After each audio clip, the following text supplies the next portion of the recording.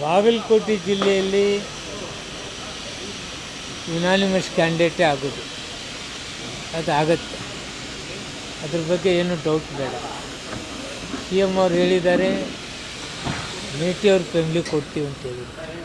ಅದನ್ನ ಸರಿ ಮಾಡ್ತಕ್ಕಂಥ ಕೆಲಸನೂ ನಾವು ಮಾಡ್ತೀವಿ.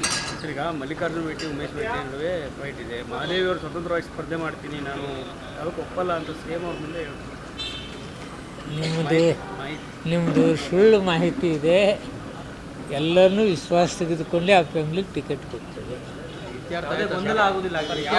ಇನ್ನೂ ಯಾವುದೇ ಗೊಂದಲ ಆಗೋದಿಲ್ಲ, ಮತ್ತೊಂದು ಆಗೋದಿಲ್ಲ, ಅದು ಸರಿ ಹೋಗುತ್ತೆ.